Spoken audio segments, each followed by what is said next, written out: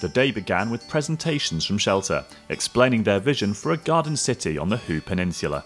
Just take my word for it, the fundamental problem is that there's just not enough homes. And for that reason, we've entered this prize, the Wolfson Prize 2014, which is really just to show that we think we've got some of the answers for how you get more homes built. So this is our proposal.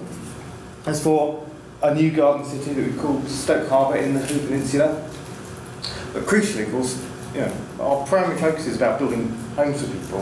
But one of the whole points about building a garden city is that it's not just about homes. So positive planning, putting in the infrastructure from the start, so people that already live here will benefit first. Giving preference to local people to set up their own small shops and that kind of thing to allow the town to grow organically. Jurors welcomed many aspects of the proposal, in particular the jobs and investment the city would bring to the local area. It's going to create more jobs and in the local area, like the supermarket, obviously instantly going to create jobs. General improvement to locals, because it's just like marshland at the moment.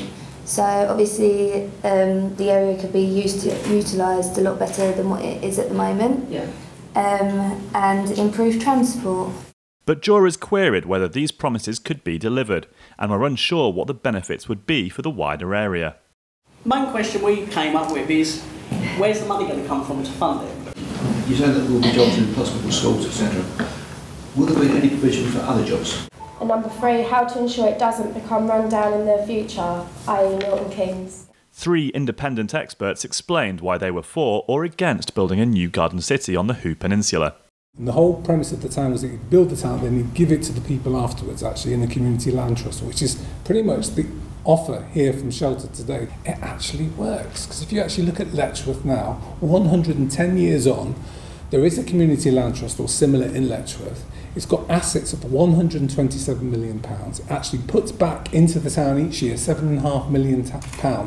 What they're also doing is taking greenfield land, and of course as a charity we're not in favour of greenfield land being used before all the brownfield land has been used up. Flooding.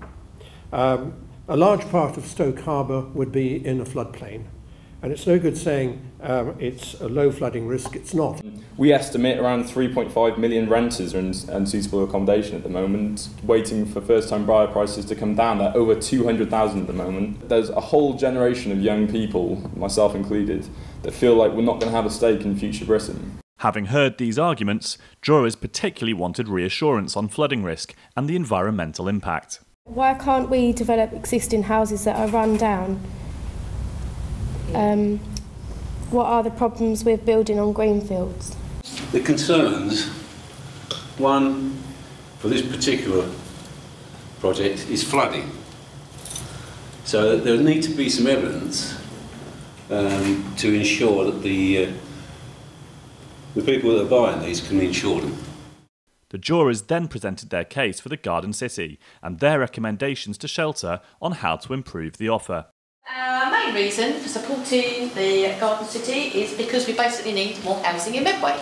Can't get away from that, can't escape that, something's got to be done.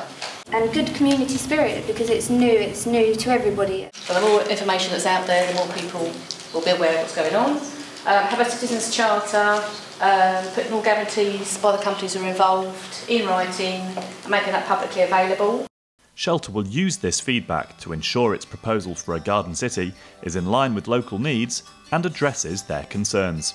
And thank you so much for all the work you've put in today and all the really useful feedback that you've given us. Not least on the point that was mentioned by both of you on this flooding point. It's a point we've looked at a lot already.